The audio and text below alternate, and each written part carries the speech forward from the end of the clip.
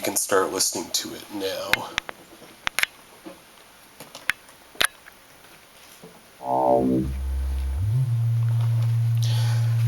So it has two oscillators inside. We're just listening to one of them right now, and it's generating a nice clean sine wave. An advantage of going digital. It also features some other classic synthesizer waveforms like triangle and sawtooth.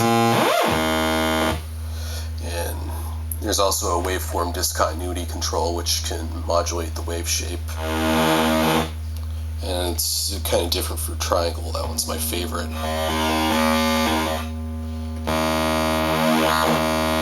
There are also dedicated square wave outputs.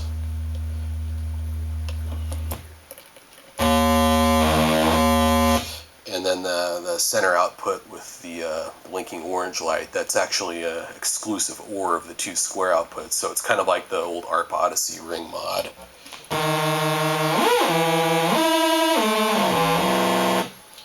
But the unique thing about the Hertz Donut is that it's got the internal modulation bus.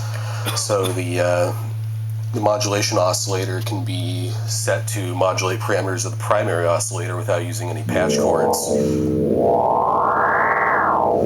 And the frequency modulation on this is through 0, pretty easy to do digitally. You can also modulate the waveform discontinuity parameter.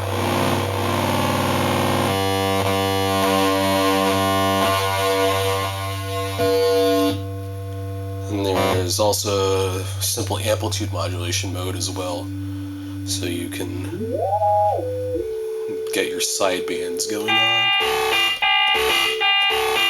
The interface is kind of inspired by the new Buchla digital oscillators, where you have them side by side, or in my case over under, with tact switches and LEDs for the user interface. There's a tracking mode on this where the modulator can become aware of the primary's frequency, and you get some very interesting feedback if you do that with the frequency modulation turned on as well.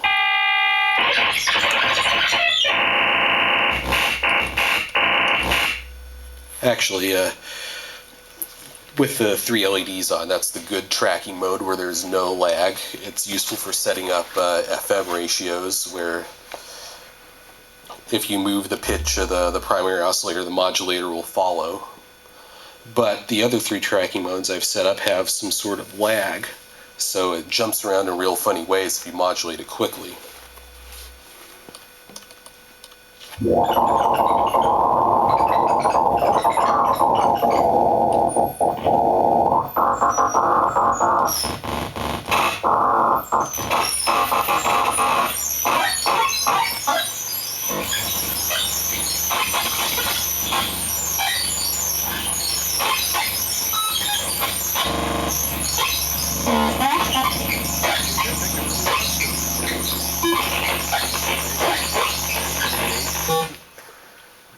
So that's how the Hertz Donut works.